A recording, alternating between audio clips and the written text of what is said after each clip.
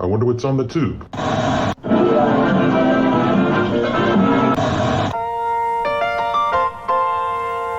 Welcome back. Thank you for being a friend. What you talking about, Willis? You are a meathead. No soup for you.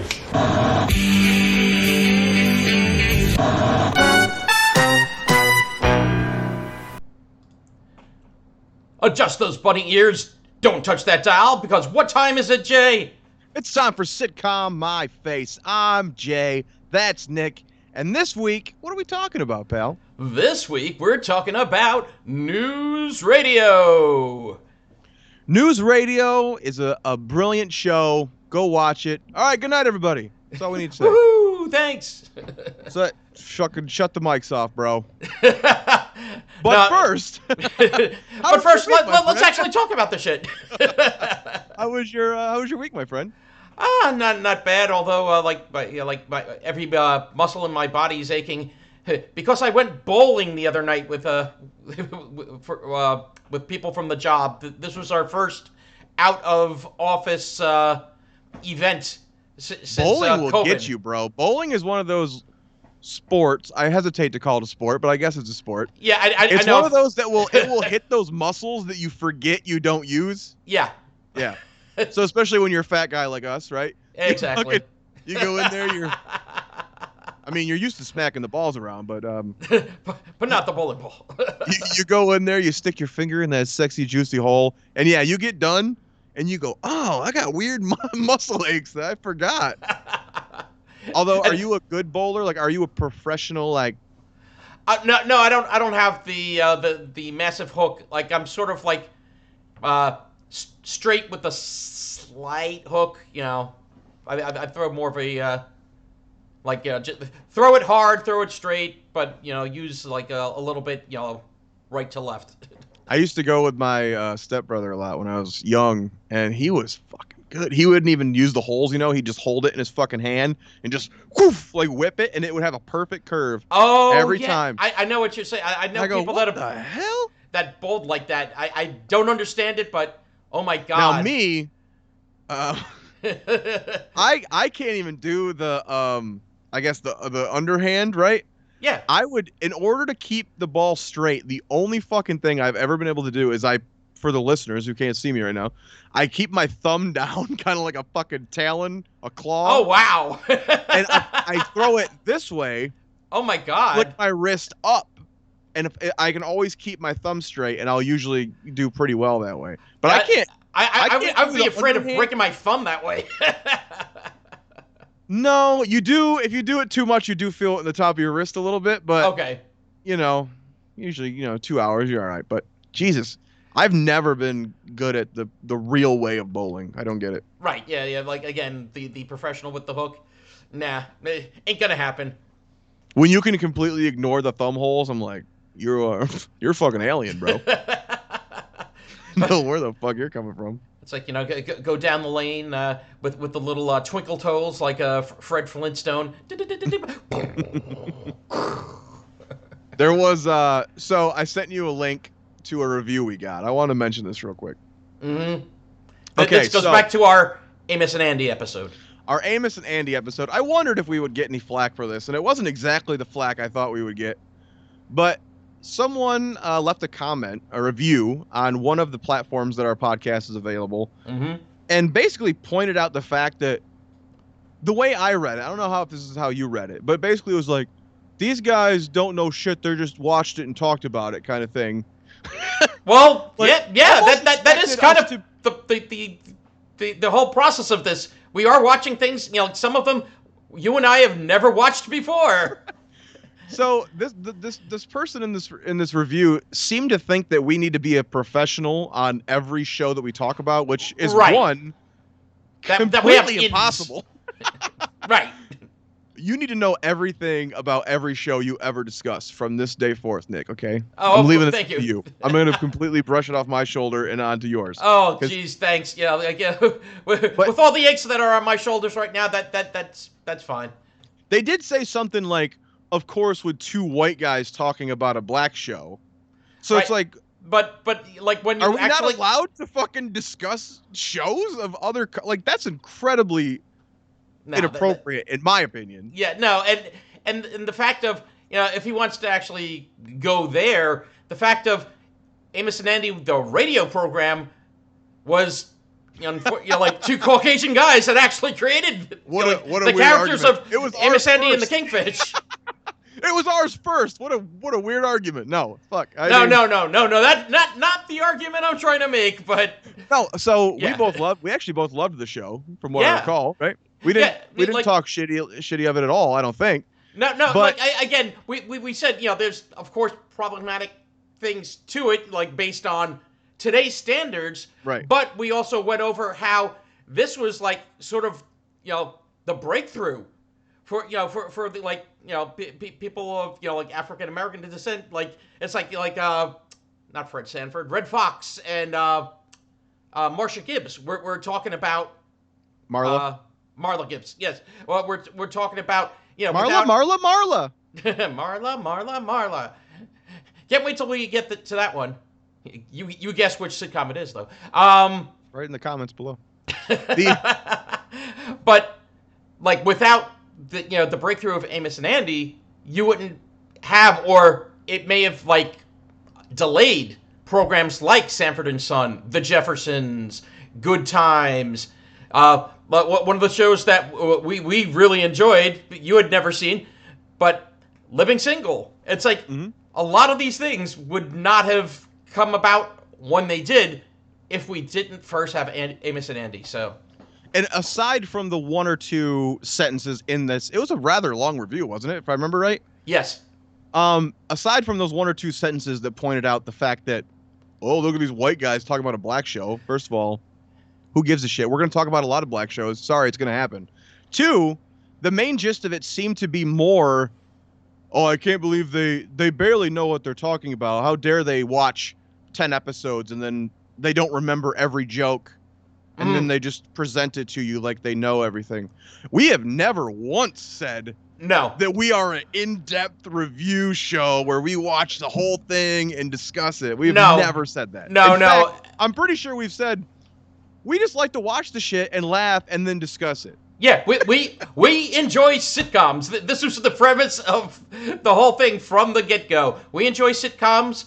We actually want to look back at some of the sitcoms we grew up on. We want to look back at sitcoms that we may not have watched. Some of the ones that were breakthroughs to the sitcom like platform itself. Like your I Love Lucy's and things like that. Yeah, it's like so. So it's like, oh, don't watch any show you've never seen before because you need to know more. Like, Right. no, we cover a different show every episode basically, so it Right. would be incredibly impossible to know every detail of every show we watch. Yeah. So let's just put that out there right now. If you're coming here thinking that we are experts on any of this, Yeah, get the fuck out because this is not the he- show for you. And here's the thing: I'm not an actor. You are, but Some days. yeah, some days. But at the same point, I don't have like like a career and all these ins with the television and Hollywood community and no, I actually know actors. Yeah, but not like, oh, okay, I know the ins and outs and every juicy gossip story. You're a roundabout actor because you know actors. Yeah, but except for what I learned on basically the Gilbert Gottfried's Amazing Colossal podcast. That's where I actually got more in-depth knowledge on some of the things because there you actually had two people with careers in in entertainment and actually knew a lot of people and were able to get lots of information from the community. Yeah, I just thought it was kind of funny that someone, and they didn't comment on any other episode, so I wonder if they came into that one, episode 20, Right. and just were like, when the fuck did I ever say that I was an expert on any of this shit? We just like to watch shit we enjoy, guys. So Right. I just wanted to comment on that real quick and be like, know that we're just two schmucks who enjoy laughing in sitcoms and we watch 10, maybe more once in a while episodes. Mm-hmm. And then we talk about what we saw, what we experienced. If we have a history with the show, that's one thing. Some shows, Right. we come out and we say, I've said it many times, oh, this show I've seen 12 times in my life. Friends, I've probably watched through 5, 6 times in my entire life. I know a little more about that. Amos and Andy? No, I watched those 8 or 10 episodes and learned everything I could in that short amount of time. Right. Yeah. We read. We watched that documentary. It's like, okay, yeah, this is how we had to actually glean the information. You know, like, and constructive 4% criticism is one thing. Like if you're like, I don't like the presentation style or something, that's one thing. Mm-hmm. But it was more like, I can't believe you don't know more about it. You know, again, you're taking it from two guys that love sitcoms. We hope you love sitcoms, because otherwise, what are you doing here? but feel free to hang out, you know, like for... I think they even said in their review, oh, the topic sparked my interest. Mm-hmm. And it was a video. They knew we were two white guys going in. If the topic sparked your interest and you turned it on and we're immediately like, I can't believe two white guys are discussing this. Why did you keep listening? Did you get halfway through? Because they got to the part where I was like, oh, I kind of remember this part of the episode. And then they were like, fuck this guy. He don't remember every detail of that thing he was talking. Kind of remember? How dare he? And then he got upset that we were white. Like, oh, okay. Kiss my ass, bro. No, it's all right. Keep listening. But anyway, like, comment, subscribe. Anyway, why don't we take a turn to our latest sitcom? No, we're not there yet. We're not there yet? Oh, okay. We got to say some goodbyes to James Caan. Yes, James Caan. Larry Storch, God damn it. Larry Storch. And we were just actually on, I think it was the last episode or the episode prior, talking about, oh, yeah, we got to watch F Troop. And damn it, Larry. I gotta cut my fucking tongue out, because I swear to God, every time I talk about somebody, my grandma used to say, every time I think about somebody, their name shows up in the obituaries. Oh boy! Like her old friends, and I wonder what so and so is doing from high school, and she'd be like, oh, next week they were in the obituary. So that's what they're doing. I have her fucking. We're witches in our family, I guess. Oh damn! But James Caan on a show that I absolutely loved, Las Vegas. I think I've mentioned it on here before. Mm-hmm. He left in the last season, and they brought in Tom Selleck, and then it was canceled on a cliffhanger. NBC, fuck you. But yeah, I love that show. I don't know if it really qualifies as a sitcom. We probably won't get to it. Maybe someday we can do a commentary at some point or something. But right, yeah, we can go off a little bit the norm and yeah. But yeah, Larry Storch, F Troop. F Troop probably will be, as we've discussed, one of our first shows in season 2. Correct. And it was going to be before that anyway, so that's fucked up. But also Tony Cicero from Sopranos, Paulie Walnuts. Yep. As you said, tough time to be a tough guy. Exactly. Raising Hope. There is hope for some of the cast. Greg Garcia, the creator, is doing a new show with Bert and Virginia. The actors are coming back for a new show. You see that? Excellent. I saw the thing that you sent me, so... They're not playing the same characters, but they are reuniting. Right. The creator and the 2 stars are going to be doing a new show together. So I'm excited about that. Sweet. And Mayberry Man, last I checked, was over 50% of its goal. So we're doing good on that as well. Go Mayberry Man. Mayberry Man, the series. Check it out on Indiegogo. Now, sir, let's move into our topic of the week. Topic of the week. The topic of the week, again, is NewsRadio. Which ran from March 21st, 95 to May 4th, 99. And that's all I have to say about that. No. This is this show I did not watch when it was on at all. Really? Okay. I was too young to appreciate it. Okay. It was NBC, right? Yes, it was. And we'll get into some of the issues that Paul Sims had with NBC. The fact that the guy running the network hated his show and would just throw it into random time slots over and over. 11 times they had their time slot changed. 11 times. As you said, yeah, the head of programming at NBC did not like them. Did not like Paul Sims. Did not like the show. The characters are too not evil. What did he say? he just didn't like. Manipulative.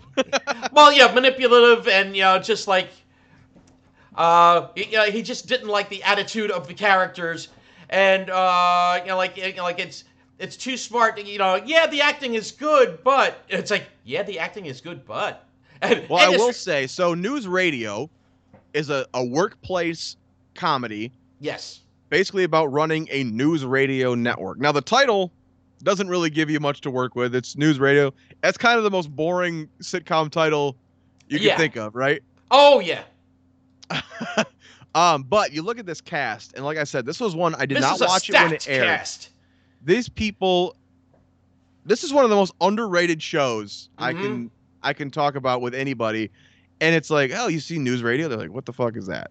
So many people have never heard of this. In fact, I watched a little YouTube kind of thing about the show and how they were talking about how it impacted comedy shows going forward from it, even though it never, I guess, cracked the top 26. Mm-hmm. Like they said, it was never a real hit. Yeah, it wasn't a ratings darling. It was a critical darling. Yeah. But not a ratings hit. So, yeah, I think they said it never reached 26. Like, it was always lower than that in the ratings. So you have Phil Hartman, who's genius. We know him from The Simpsons and Saturday Night Live. Was he already off Saturday Night Live when he was doing this? Or was he on both? Yes, I believe. You know what? I think the end of his tenure was when he began the sitcom. But like it almost coincided, because then I think it was like 95 when the new cast was brought in. So basically, he was already wrapping up with SNL.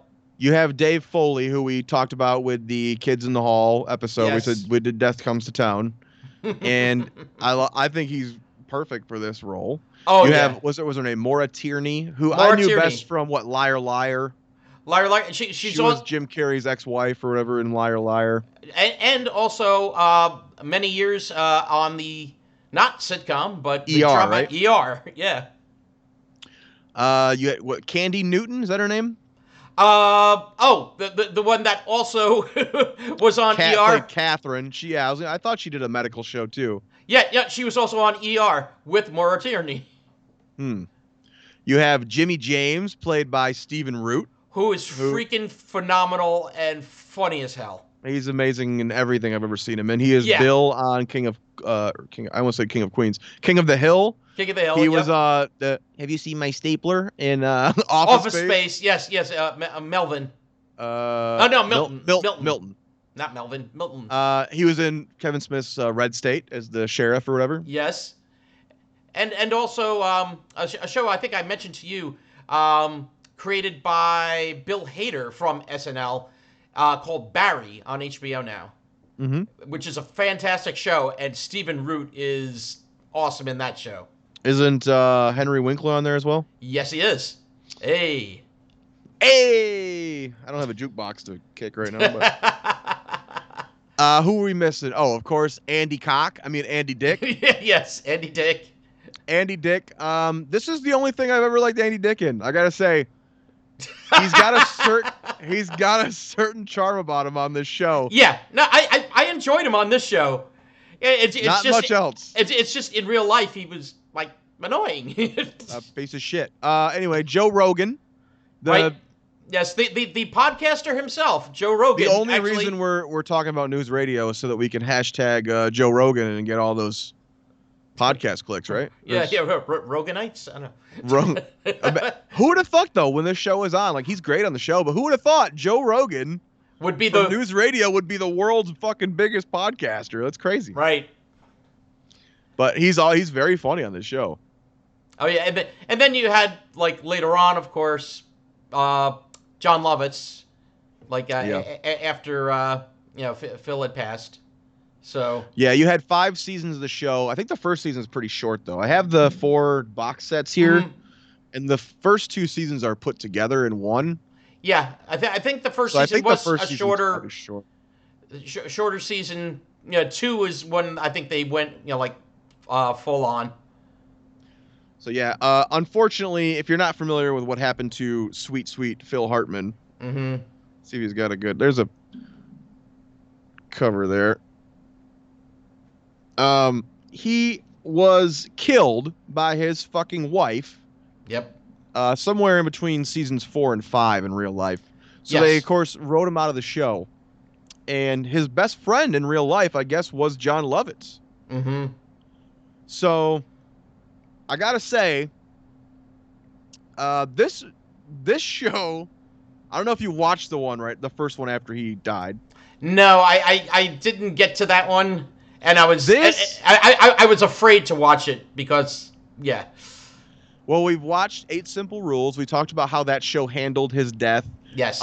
We haven't done the Connors or Roseanne yet, but Nope. they handled that fucking terribly. Even though Roseanne didn't really die, they killed her character off on the show. Mm-hmm. The Connors decided to just skip ahead, kind of, all right, it's been a month or whatever, now we're over it. And they never really went back to discuss it too much. 8 Simple Rules did the opposite. They just cried about it for 20 episodes. Basically, yeah. This show does it fucking right, Nick. This show handles his death funny and poignant and sweet. And it's got just enough. We always talk about heart is great if you do it right. Yeah. This show handled this so well. I was going to say, you don't want to overdo and just make it a sappy or, it's all about us now. It's like, no. It's about the person that passed. It sucks when you're on 8 Simple Rules and John Ritter dies and America and the fucking world loves him. But you're a comedy show, right? You don't sit there and cry about it for 20 episodes. Mm-hmm. That just kills all momentum and joy of your show. NewsRadio did this thing where, and John Lovitz had guest starred a few times, but the first one after Phil died, he wasn't there yet. They waited till the next one to bring him in. Mm-hmm. But they just come back from the funeral, and it's still loaded with jokes. Like, they're talking about Dave Foley did a terrible eulogy, and he's like, man, that really sucked, right? And then they kind of make it a joke about, he's like, you're right. He's always, even Bill would say it sucked, and so he thinks it's a compliment the whole time. Mm. That eulogy really sucked. He goes, thanks, guys. Thanks. And they're like, no, really, it really sucked. You got Andy Dick's character, Matthew, who is going, he's not dead. I read his book. He talks about how he's going to run away one day and fake his death and all this. So he's like in denial. But there's a great moment when you do get to the heart where he hands out these notes that he had, in case anything happens to me, here's a note for everybody. And you kind of learn a little bit about his relationship with everyone. But like Maura Tierney's character is just like, man, I really wish I got to see you naked. My biggest regret in life is not getting to see you naked. It's all about that. And Andy Dick's like, are you sure that's not mine? And she goes, it's for me, Matthew. So even when they're doing the heart bit, it's so good. And like it gets to, they brought back Candy Newton for that episode because she had already left the show. Right. I think she left, after the 3rd season? Something like that? I believe so. Let's see, wait, where she got a is it? job in London, I think, and left the show. Let's see. Kevin. During the during the 4th season is where she actually. So it's during the 4th season she takes the job offer in London. But then we learn in her note, they're all going around like, oh, let's read them aloud. And she goes, I don't know, mine's kind of personal. And they're like, no, it's fine. Like we all read it out loud. And it's talking about how they slept together. And he goes, sleeping with you was the greatest thing in my life until you learn they actually hooked up. It was kind of funny. Yeah, but which actually, if you watch the 2nd episode, it actually kind of comes full circle because because his character Bill McNeil actually mentions that to Dave and Lisa. He mentions that he slept with her before? Yeah, that they had it like an office romance. Office romances aren't good. They don't last. So I have seen this whole show probably 4 or 5 times. I found the first DVD set the day it was released. It was back in high school when I used to go buy everything that came out that I ever wanted. Mm-hmm. You're 16, you have your first job, and you go, I want this, I want this, I want this, I want this. So this is a show I just definitely discovered on DVD, and I've definitely watched it numerous times since then. And it's so good. Oh yeah, it is. It's very smart. You mentioned critics loved it because they said it was very smart. Correct. The network, I guess, didn't want smart. They had look at some of the other things they were airing at this time. Yep. It's actually amazing how smart it feels, considering how many shows open with Andy Dick falling over something. Right. It's almost like you have all these incredibly cerebral jokes, and then the opening always ends with Andy Dick falling over. It's almost like a okay, we'll give something to the idiots. You know, did you see the episode where they're having Lauren Graham is on? She's doing the assessment. I watched when he gets fired. Yeah. Yeah. Well, Andy Dick gets fired, and what you call it? Phil Hartman's like, yeah, it's like I'll take the place of Matthew. That was Andy Dick's character. It's like, and he does the fall over in the chair. Or like when they're sitting around having a meeting. He's got some great physical comedy. Like, it's almost like I wish I didn't know more about him watching this, because it's really hard to like him, but the character you do like, Yeah.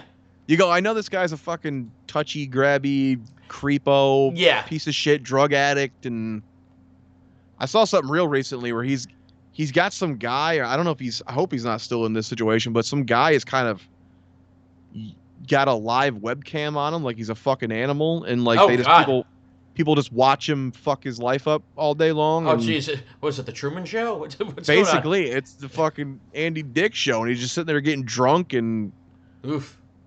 It looks like he's living on a fucking futon and shit. You're like, Jesus Christ, bro. Not you ever good. heard Joe Rogan talk about him?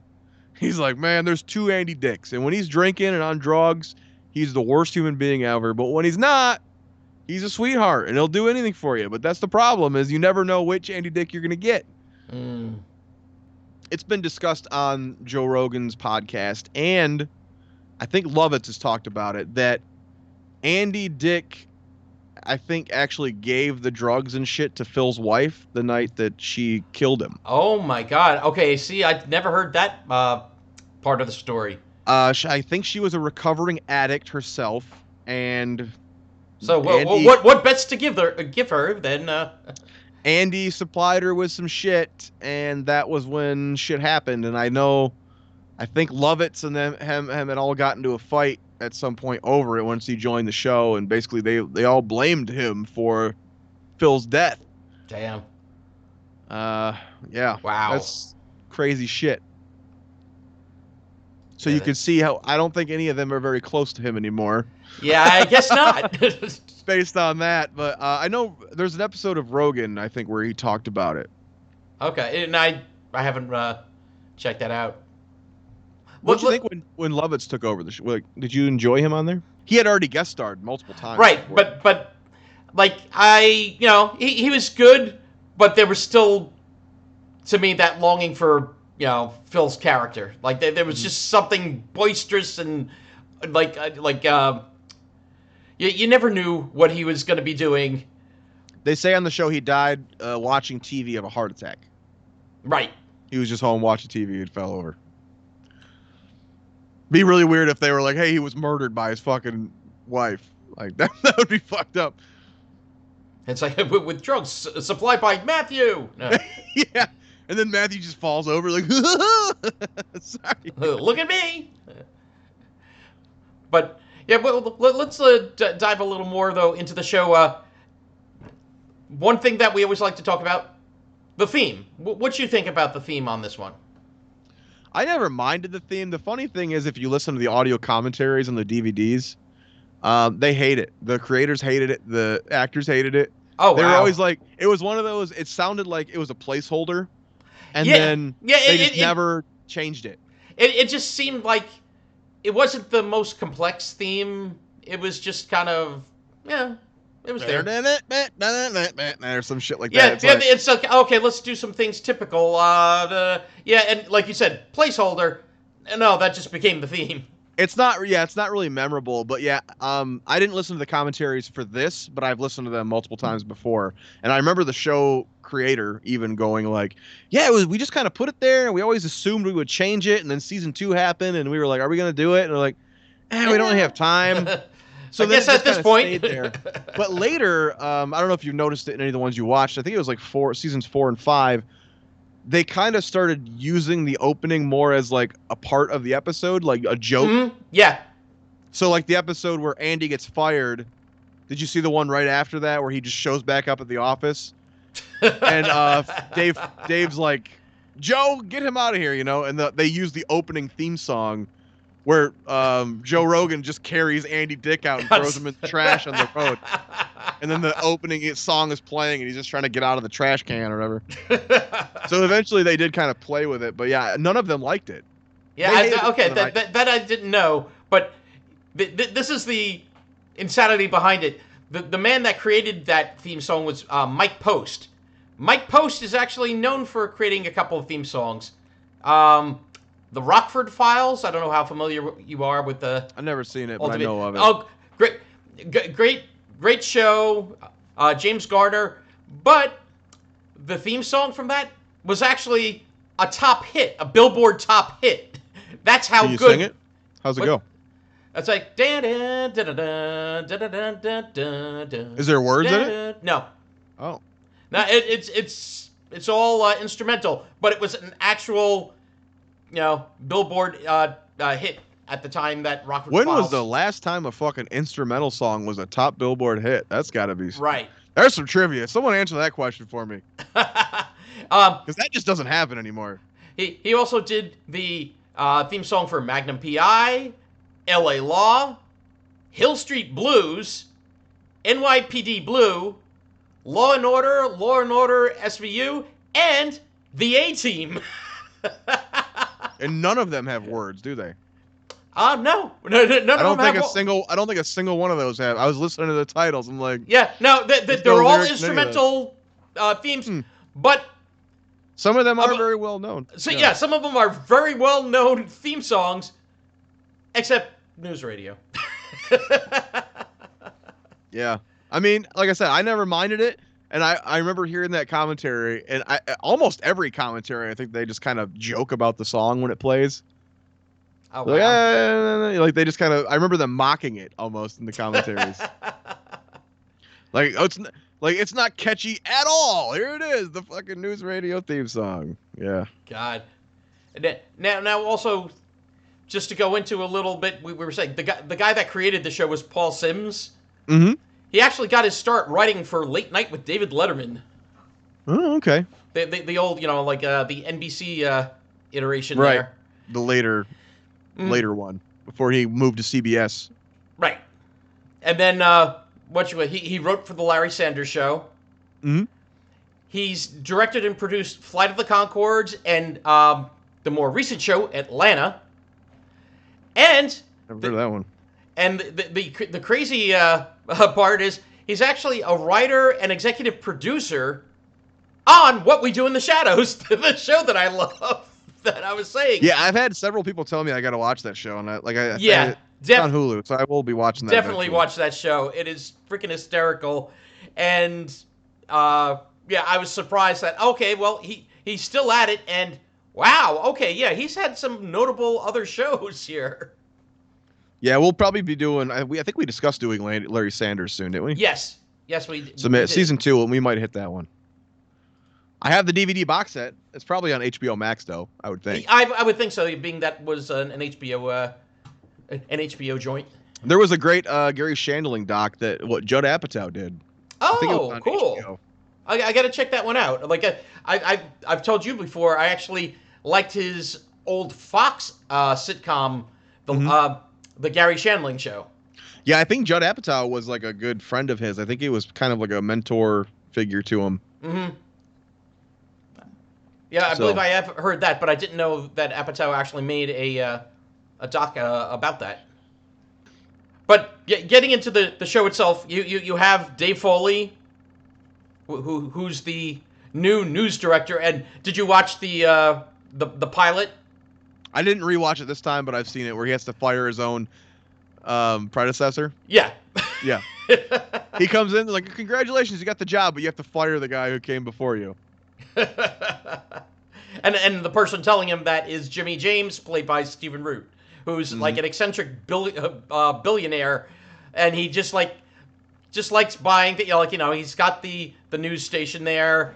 He's he decided the one day to go out and buy a hockey team. I feel like Just Shoot Me owes a lot to this show. I could see that, actually. Like, George Segal's character is very similar to Jimmy James. Yes, I definitely can see that.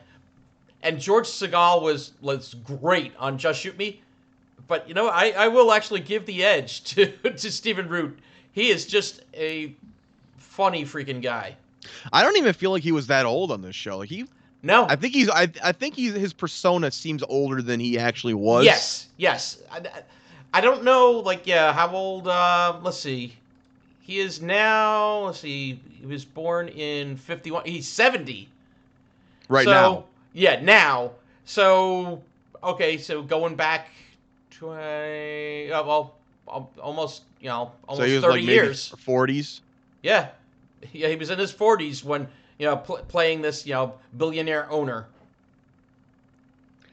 Yeah, he's so good on this show. Oh my God. Just the fast talking, like, my shit don't stink and you're going to do what I say, but also, like, he cares about his staff. Yes, he cares about them, but he also is he likes to micromanage and also kind of give them life lessons or whatever advice. It's like, what? What? Yeah. Which is the funniest part is that he talks about all these things he owns, mm-hmm. but he's always at this fucking little radio station. He's always at WNYX just giving shit.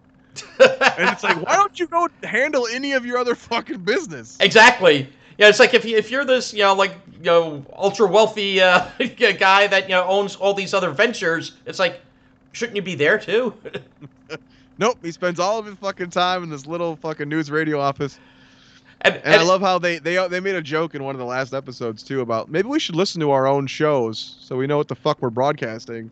Because it's a news radio where you always see someone in the back on the radio, but barely ever do they just.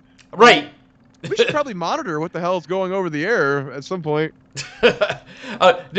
Speaking of him not leaving the office a lot, did you watch the episode where Joe, played by Joe Rogan, devises that box to with a basically like a Wi-Fi headset that he can go on vacation fishing, and still talk to everybody. Yep. Yeah, you got Joe Rogan playing Joe and Dave Foley playing Dave. So I wonder if they were written for them. I can't remember if they mentioned that in the commentaries or not, or if it just was a coincidence. Because actually, you know what? There was a different guy in the pilot. I think. The first pilot. Yes. It wasn't Joe Rogan, right? It wasn't Joe Rogan, and the character's name was different too. It was Rick, who was played by Greg Lee, and here's an interesting bit of trivia. The person that was originally cast to play Joe... Oh, it was Ray Romano, right? Was Ray Romano. I remember that in the commentary track, yeah. Which, looking back, I'm glad he wasn't, because Everybody Loves Raymond would not have come around, or would have come around much later. Well, and not to mention, this character would have suffered being another neurotic, shy kind of... If I'm assuming he would play a Ray Romano type, because he wouldn't have played the Joe Rogan type. No. Which is even funnier if you listen to Joe's show now and you know how he's into UFOs and all that shit. And conspiracy theories. Conspiracies. And this character is all about all of that shit, which is great. Basically, the character of Joe is, in a lot of ways, Joe Rogan. Yeah. And, he's great. He's great with Andy's character Matthew, and it's so funny knowing how much they disliked each other. Mm-hmm. Yeah, and almost every time he smacks Andy or pushes him down or something, plays a prank on him, you can really see that devilish glow. Like he really wanted to do that. You know what I mean? Yeah, I remember the one episode. Matthew is asking Dave. It's is Joe mad at me? Is there something wrong? Is it? And because Joe is just giving him every once in a while this stare, like daggers, and it's just actually Joe is just annoyed, at him just, for Matthew being Matthew, and being around him all the time. Did you watch the Y2K episode? No, I did not. There was one of the best Joe episodes that I revisited today was he's warning everyone. He's like, guys, you guys heard of this Y2K thing? He goes, I have this whole network set up in the office, so everything's kind of connected.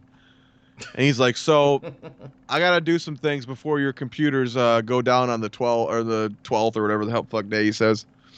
And they're like, today's the 12th. And he goes, oh, crap. And like one of the computers behind him just like explodes. And he's like, what the heck? I thought you said they were just going to go down. And I guess it was actually 99 when they shot the episode. But he goes, no, I went by Jesus's actual birthday. I have They're like, what are you talking about? He wasn't born today, 2,000 years ago. He goes, I have a birth certificate that begs to differ, So everything in the office is just going wrong. Like lights are just breaking, and like Jimmy pulls out the coffee pot and the whole building powers down. He goes, plug that back in. He puts the coffee pot back in. There's a great bit where it was the age of pagers, kids. If you have to go Google what a pager is. Pager, beeper, He runs in with a box and he goes, everyone quick, give me your pager, quick, quick, quick. And they all throw it in. And he goes, Matthew, hurry up. And Matthew just goes like this. You just hear like a pop. And he goes, ooh, that tickles. Like it exploded in his pocket. It was pretty funny. But if you didn't live through the Y2K scare, it was so funny. I remember my dad's girlfriend was like filling up the sinks and the bathtubs full of water because she thought the fucking water was going to stop working. Oh my God. Yeah. Now here's the funny thing. You know what profession I'm in, right? IT, right? Yep. Yeah, Y2K. That was a fun year. You know what profession I'm in? TIT. Oh, yeah. Well, here's what people think the year 2000. I want to get this straight because I'm sick of this shit. I want to hear your opinion here, Nick. Mm-hmm. So, what was the last year of the 80s? The last year of the 80s. I'm just giving you an example. You're going by the calendar, my friends. Okay, fuckers, listen to me. What was the last year of the 80s? Okay, now this is the twisted thing. If you're just going by the 8th part of it, that would be 89. But if you're going by the 80s, like when you started, like the calendar, it starts with 1, then it would actually be 90. How many times you gotta tell these fucking idiots that the first year wasn't 0, it was 1? Count to 10, motherfuckers. Do you start at 0 or do you start at 1? 1, exactly. How many times do I gotta hear like, oh, new decade sale? And it's like, no, bitch, it doesn't start at 0. That's what I'm saying. If you're going just by the prefix number, yeah, okay, 89. But yeah, if you're going by the end of the decade, oh yeah, technically that's 90. Because that would be 10. 2020 shit. I was hearing it again, like, oh, fucking new decade. I'm like, you're a fucking idiot. You're a fucking idiot. But all these things are having, new decade sales and stuff. And I'm like, so thank you. I'm glad we settled this. There we go. This, if you think that fucking 0 is the first year of anything, you're an idiot. But just to confuse you, have you ever been to Europe? No. Okay, well, fuck Europe. No, I'm just kidding. you should go. Like I used to work for a Swiss company, and in Switzerland, go to like a hotel or some building, take the elevator, and see what is the ground floor 0? What floor you're on? Yes, ground floor 0. 1, 2, 3, 4. And if they have like a sub thing, it's -1, -2.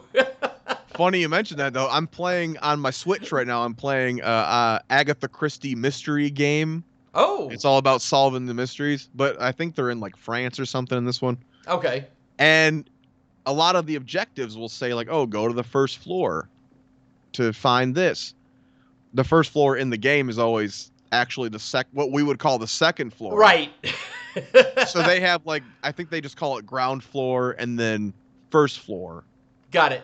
But I mean, everywhere you go in America, the first floor is the ground floor. Ground floor. Yep. Yeah. So just like the whole, like the decade itself. Yeah, this is also a a conversation to have with European friends. Well, I'm glad you agreed with me though, because if you had said the other, I would defriend you and never do the show with you again. That is just one of those things that I just cannot accept. Fucking. I can't handle that level of stupid, Nick. Anyway. No. Well, what were some of your favorite episodes you watched? Okay, some of the favorite episodes were some of the funniest things came from what's his name? Sims dealing with the NBC programming group there. Like the whole thing NBC wanted to do, as Cheers had the relationship, the on again, off again, will they, won't they, of Sam and Diane. Oh yeah. They wanted that. So in the second episode of have a fuck right up top. Yep. Yep. Dave and Lisa they're at it. That little doc I watched too, it was a really short one I'll share it on our Facebook page actually. It was a little Excellent. YouTube thing. It's like 6 minutes long or something. But they even said that when the network came to them, they wanted to have like a theme night. So all their shows, it was going to be like 3 weddings and a funeral or something. Yep. And they were stuck with the funeral one. So yeah. Oh, well, yeah. Let's see if we are on the same page. Yes, they wanted a funeral episode. So what did Sims give us but rat funeral? A rat funeral. Yeah. Which was freaking hysterical. That everyone in the office just loved Mike the rat. This little rat that he was like white with a little cut off tail, and he had a little black racing stripe down the side, and he would poke his head out every once in a while, and looking for a little thing to eat. And of course, the beginning of the episode, Dave is going over with the facilities guy on it's like, oh, okay, cleaning up everything, and of course, laying out rat traps. So when everyone realizes it's like, oh, okay, so Dave is, it's like, okay, he realizes how special Mike is to everyone. I'll clean up the traps, and all of a sudden you hear at that point, they got Mike. Yeah, this is another one of those shows we talk about character shows and story shows. This is a very wonderful character show. These characters play together so well. These little quips and stuff that don't even feel as much like jokes as they do feel like real people interacting in such a funny way. Yeah, like every once in a while you'll get the big weird episode. Yeah, like this show has like the Titanic episode where they like reenact the Titanic sinking. Which I think was actually the last one that Phil Hartman got to do. And it ends with him talking about someone on the show dying, which was kind of weird. Oh, that's... Ooh. They did the space episode where they're like in space pods in the future or some shit. But yeah, the Titanic one ends with kind of Phil talking right to the camera, sitting in a chair, going like, we're not really dead, folks. That was just a show we did, blah, blah, blah. And all the rest of the cast comes over and goes, come over here. And they're like, he goes, wait a minute, where's Beth? And they're like, oh, she's off working on her movie career. And he goes, oh, I think he said, where's Dave or something? They go, oh, Dave actually drowned in that last scene. He goes, okay, only one of us died this episode. Oh, well. We'll be back next season or whatever. And then that's the last thing he got to do. Wow. Yeah. Another good episode, early, was the smoking episode, where, of course now for facilities. Is that when he's smoking in the booth? Oh, well, yeah, but we'll get to him smoking in the booth, but basically, it's like, oh, okay, this was around the time when smoking indoors started becoming the faux pas, and a lot of businesses started putting aside smoking areas. And was that bigger out by you guys back then than it was? I feel like Michigan took a long time to adapt that. Well, you know what? I think around here we did have that. It's like, okay, the smoking areas, but then when it came to actually going out to restaurants and that, it hit a little later than that. Okay. New York City actually hit it first. I was going to say restaurants and bars here didn't quit that until maybe 2013 or something. Yeah, 2012.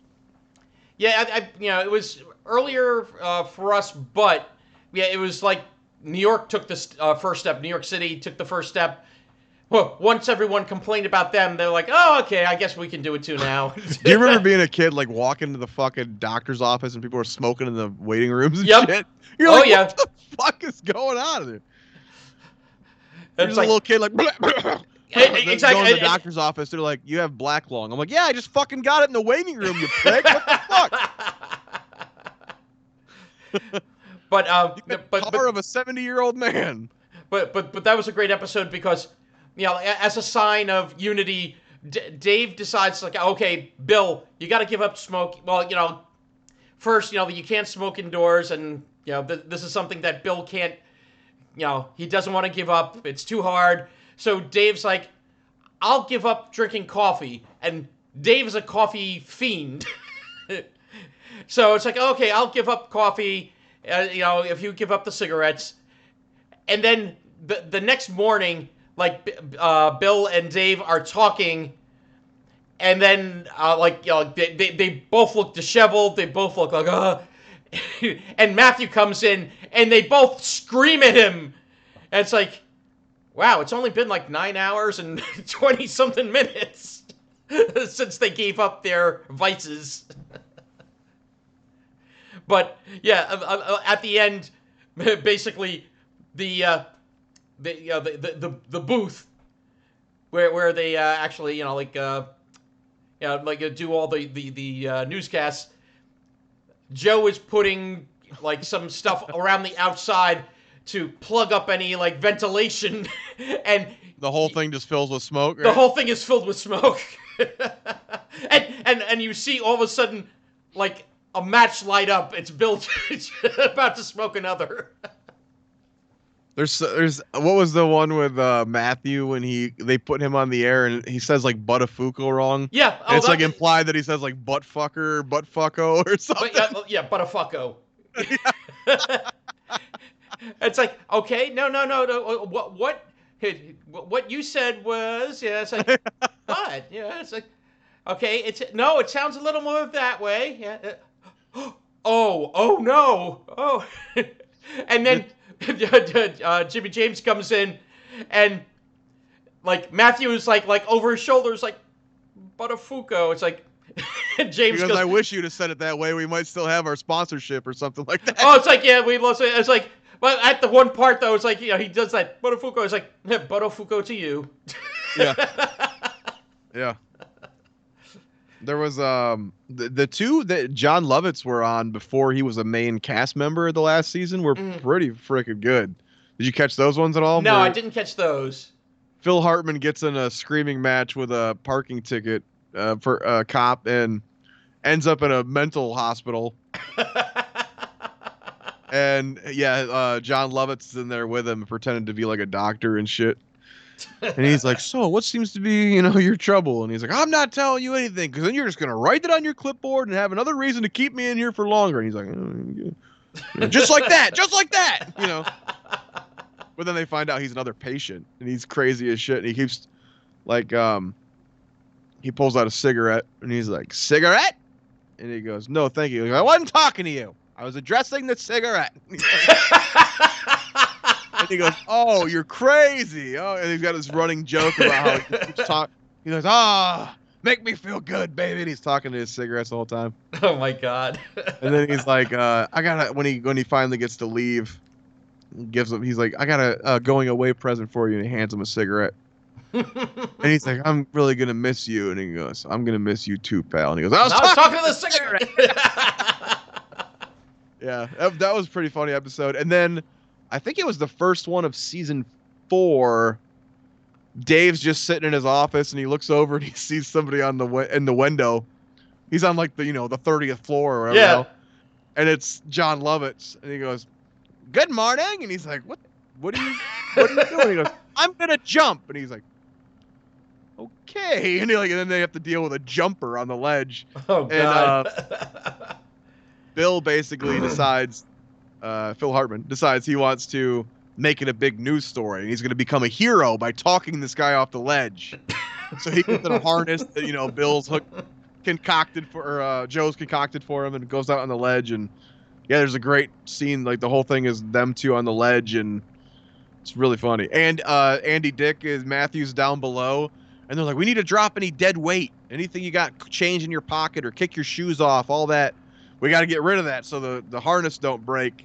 So you just got Andy Dick at the bottom on the sidewalk, just kind of. They throw like a handful of change down and it just fucking knocks him in the face, you know. And then the shoes come down, hit him in the face. Nice. John Lovitz, again, the physical humor. Right.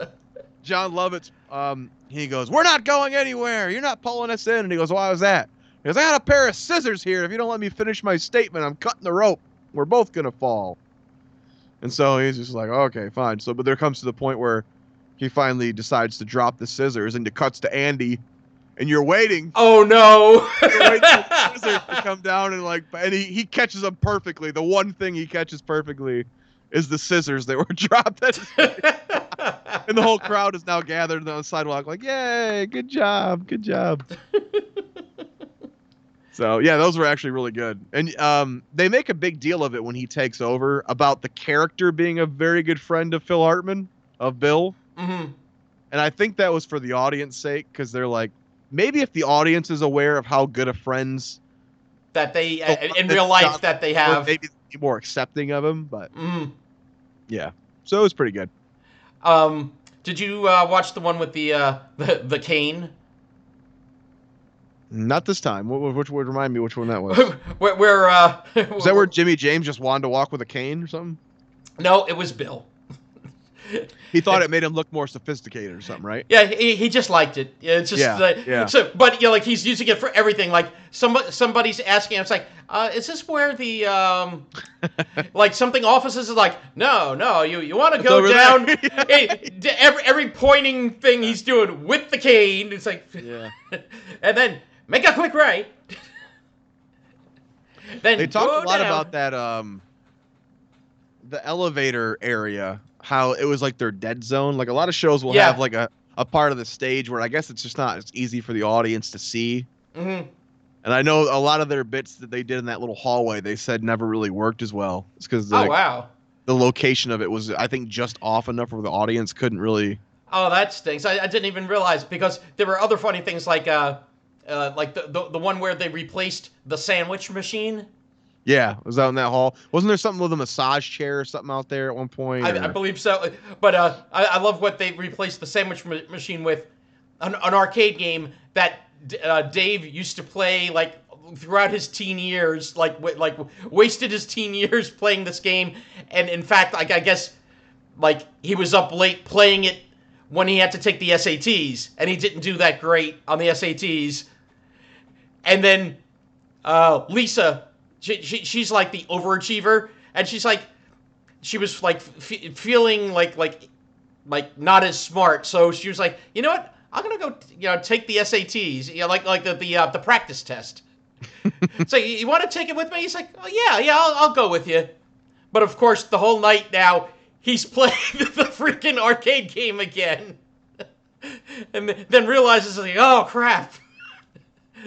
Oh, there was an Amos and Andy reference in one of the episodes I watched. Oh, I'm trying to remember if I saw that one. It was a cold open where Beth had designed this hat that was like the Donald hat from Fat Albert. Oh no, I didn't see that one. Remember the guy with the holes in the hat, and it just kind of hangs over his face? Yep. And everyone always, even I as a kid, always thought that was Mushmouth. So they'd always say, and like, oh, I love your Mushmouth hat. And she goes, it's actually Donald. It's not Mushmouth, you know? Yeah, Mushmouth was the... Right. Yeah. So, Matthew comes in, and he's like, oh, let me borrow, I'm gonna mess with Joe. Give me your hat. And he puts it on backwards so he can't see. The holes are in the back. And, he starts doing that voice, blah, blah, blah, blah, blah, blah, and it's not Joe who comes in, it's Catherine. Oh no, it's black. Yeah. Oh so no. He puts out his hand, and he feels her, and she's like, "Hello, Matthew," and he like pulls the hat off, and he's like, "Oh God," and she says, maybe you'll do a little Amos and Andy for me next. and he goes, I saw Kingfish, like real, and she goes, you know what I have to do, Matthew, don't you? And he goes, yeah, and you just hear her smack the shit out of him. And I was like, oh, I get that reference now. Nice. I bet you the first time I saw that, I was like, who the fuck are you talking about? Kingfish? What? I'll say. But I was also like, wow, he did it. He did it in front of her. She was so good on the show too. Oh yeah, and like what was the one episode that was the complaint box where they install a complaint box basically with the buzzer that goes off every time a thing is put into the box, and it's just like yeah. And they were all like the most stupid, mundane shit. Yeah. And I think Bill put like a thing in there. Help! I'm trapped in a complaint box. The last episode, remember we were talking about shitty Urkel episodes? Like we Yeah. mentioned the little kid from My Wife and Kids. We compared him to Urkel, and we talked about the like the ridiculous storylines that Family Matters would have. In the episode where Bill is in the insane asylum with John Lovitz, they're laying in bed, and he's like, "Tell me another story," and he starts telling him a plot of one of the Family Matters episodes. And Oh he's my like, God! so it does like a time lapse, and he's like, so then Urkel sends Urkelbot to the job interview instead of going himself or whatever, and John's like, why? And he goes, I don't know why.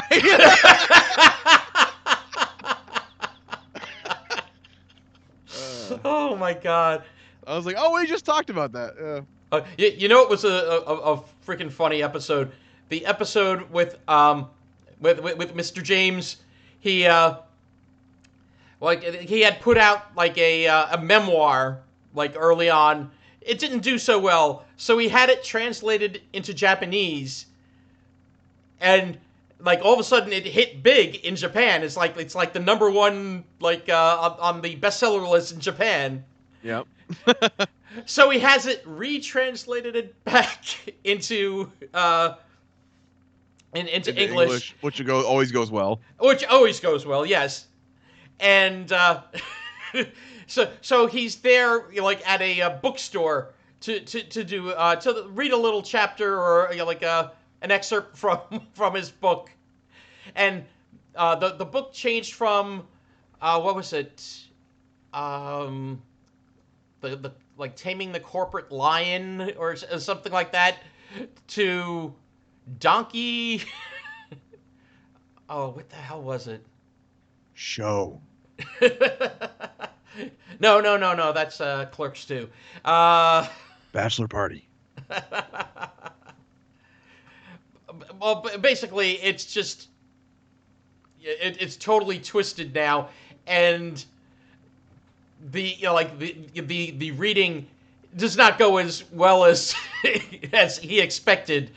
And the thing I found funny was there were people in that, like in the bookstore audience, like the person that actually asks questions about it's like when you said in that chapter, donkey.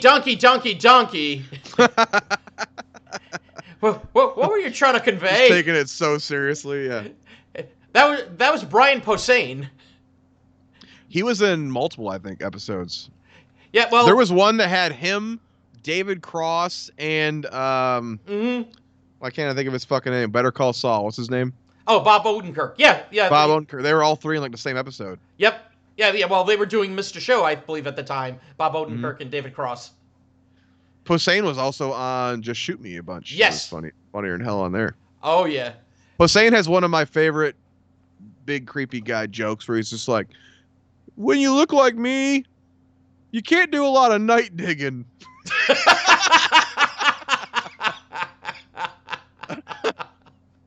And I can totally hear him saying that Yeah, too. exactly. That was one of my favorite stand-up bits ever. It's like one sentence. Well, Now it looks like him, so I can't do any night digging either. So. yeah, I think also in the audience was I think it was Cross was in there, and I still have to look it up. I have to look up the episode I think Cross was on Just Shoot Me a lot too, wasn't he? He may have been actually. Anyway, you had to look up what? Another person that I'm pretty damn sure I was like, wait a second, that's Ron Jeremy, I believe, was in the audience. He's in jail now, ain't he? Oh yeah, I believe he is. Yeah. Well, yeah. Patrick Warburton was on a few episodes. I think he was dating. Yes. He married Lisa at the one point. Oh yeah, she did get married to someone besides Dave at the end. Did you watch the finale? No, I didn't get to watch that one because I had forgotten how it ended, but yeah, Jimmy James retires and moves to New Hampshire, and brings a lot of them with him. And then he gets real lonely, so he comes back and he's like trying to talk everyone to go in with him, and I guess everyone goes except for Dave and Matthew. So now Dave's stuck at the office all alone with fucking Matthew. Oh. And after that episode, I was like, man, I would love to see that spinoff. Where it's just... Oh, God. It's like, how long would it be till Dave kills Matthew? Him stuck in hell with just fucking Matthew for the rest of the show. I love also other little jokes, like, Beth, played by Vicki Lewis. Mm-hmm. Do you know what her last name was? No, not offhand. Neither does anyone else. She actually had no last name. I remember, I think it was on the commentary. And she actually claims it, too, that she has no last name. I think it was on one of the commentaries, too, where she talked a lot about, I think this was right around that, was it Suddenly Susan that had Kathy Griffin on it? Yes. And how everyone just thought she was Kathy Griffin? Right. Because they were similar characters, the red hair... Like, they look similar, but not exactly alike, right. But it's such a good show. All I gotta say is watch this fucking show. I don't understand all the shows that get so much praise, and this one just kind of got buried somewhere in... Yeah, and like I said, Was it rerun a lot? I don't remember a lot of reruns, though. I don't remember it's a lot of reruns either. It's 97 episodes. Did they miss the fucking rerun bank by 3 episodes? Because that'd be a bitch. Let's see. I think A&E ran it. A&E, I think, ran it for a while. Let's see. Like you said, that first season was only 7 episodes. Mm-hmm. And then you say 28. Oh, so okay, 21 in the second season, so 28.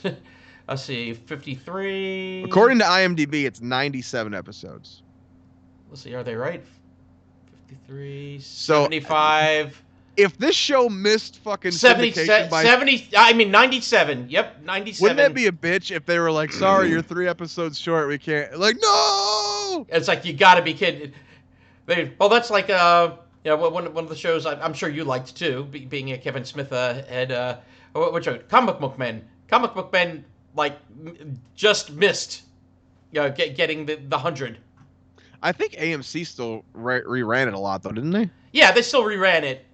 Because that's what they do, is they just fucking run the shit out of it. Hey, another Walking Dead marathon for 6 days straight. That's all they do is reruns. Oh, well, it's like Impractical Jokers on True. That's all they run. It's like, and here's Fear the Walking Dead, and here's The Walking Dead Come Back. I'm surprised. Life with the Walking Dead. I'm surprised True TV hasn't just changed their name to Impractical Jokers TV, because that's all they fucking show is that one show, their biggest hit, which I love, but still. Yeah, same here. And, they do have another good show on there called Fast Foodies. I think you would enjoy. I've not seen it, but I do like some fast boobies. Fast boobies? Oh, yeah, that too. Fast boobies. I hate when I spill fast foodies on my fast boobies. You gotta eat it off. Yum, yum. Eat them up. If you were a fan of the Little Rascals, you would know that one. Buttafuoco to you too. Buttafuoco to you too. Was there anything else you wanted to cover on one of the greatest shows that nobody watches? There was an episode where Dave badmouths the station, like in an interview. Well, that came was from... that based on a Paul Sims interview? Yes, yeah, where he tore apart, and it's like, shit. And, yeah, so basically, he made an episode out of it. Well, yeah, like they gave him all the worst time slots, and then even if you get a bad time slot, you might slowly trickle an audience into that time slot, but But then if if you you keep just move moving it it- again, yeah, you just move it again, and then it's like no one's gonna know about it. Yep. I did hear Kevin Smith talk highly of the show one time, and I was like, oh, thank God, somebody knows, you know. Mhm. Oh yeah. Here's the thing. Like you said, 97 episodes. It's like it's aired on A&E. Nick at Night actually who aired News Radio for a Really? while, and TBS. Good. It needs to be rerun more. I mean, although people don't really watch TV anymore, right? It's all streaming. True. Yeah. And We meant, like I talked about, I was like, oh, I want to watch that Martin reunion. Oh wait, I have to get BET Plus. Right. Yeah. It's like all these. And, The fuck? And the same thing with like some of the South Park things right now. It's like, oh, I'd have to get Paramount Plus. It's like, oh, come on, another streaming. Well, what was their fucking deal though? Like, oh, we're doing like 20 movies for like $2 billion or some shit, wasn't it? South Park creators signed a $900 million deal. 900. Oh my God. So almost $1 billion. Damn. go, Matt and Dave. Matt and Dave. No, Trey and Matt. Trey. It's like I'm thinking of Matt and Dave is from I think Aqua Teen Hunger Force. Matt and Dave is from News Radio. Well, true. Yes, I was thrown off, but yeah, going back to News Radio. Yeah, this show never got the love it should have gotten, but it is literally. I saw the DVD on a shelf and go, I love Phil Hartman. I'm gonna buy this, and I watched it. And I was like, and then every season that came out, I bought every DVD that came out. There we go. And I've been in love with it ever since. Yeah, for all those that want to watch it streaming now, I know it's free streaming if you have Roku. The Roku channel actually has all the episodes, all seasons, all That's a episodes. free app too, right? Yes, it is. Pluto TV, I think, had the first 2 seasons. First 2 seasons, and again with Pluto TV, you're beholden to them playing it in order. You know, like it's like a regular channel. You're watching. It's not like they have on demand as well, though. Oh yes, that's right. Pluto does have some now. I forgot about that.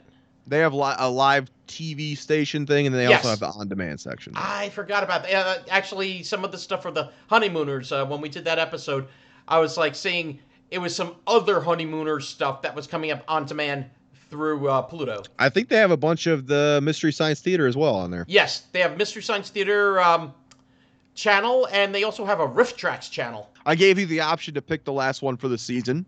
I'm glad you chose News Radio. Yeah. I love it so much, and it's always fun to revisit the show. Oh yeah. I think in moving now, I'm putting a lot of my movies in storage, but I think these seasons will be coming with me, so I can go through them all again. Excellent. So we're gonna have a little bit of a buffer. I am moving, in case you wondered what all this mess is back In here. the background. I am moving in the next few weeks, so I think we're gonna pop up some bonus episodes of his show, my old show, and then we're gonna come back and we're gonna do our countdown for our favorites. Yes, for and the 20 shows that we've covered, and then we're gonna do a little surprise for the season ender. Nice. And then we'll be back after another little couple weeks there, and we'll come back with season 2. And I think we're gonna kick off probably with F Troop. We gotta find in honor of Larry Storch, Corporal Garden. Yeah. It's like, if I had a hat right now, I'd try to hit you with it. So. Yeah. I'm trying to remember if we did any shows that started in black and white and then ended in color. Well, if you want to talk about that new Monsters trailer, Rob Zombie can go kiss my ass. I mentioned the teaser trailer a few episodes back and told you how shitty it looked. Yeah, that one I watched. Released the full trailer. Oh my god, this is the dumbest looking thing. Okay, I'm gonna have to take a look.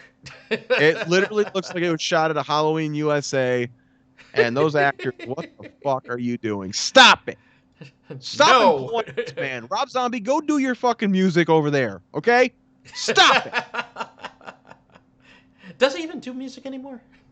I don't know, man. I think he's just like giving up music, and he's got the movie bug. But I think this is a streaming exclusive for, was it Peacock? I think Universal and Peacock, right? Yeah. I believe so. Yeah. So, Just fucking quit hiring this man to do movies. Jesus Christ. Yes, Rob Zombie, you can suck our peacock. Damn. You can suck my Andy dick.